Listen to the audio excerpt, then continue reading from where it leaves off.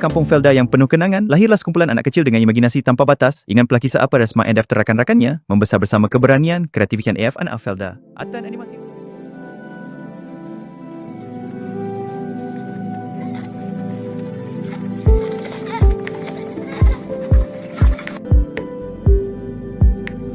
Atan, bangun.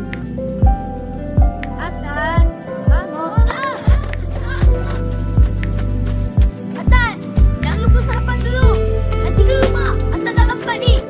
Atan, cepat. Bangun, dah sekarang dah mula. Masuk. Kita buat kereta kebal paling hebat. Aku ada bering keras. Aku punya paling laju. Wah, kecil ke atas. Pandai budak-budak Felda ni.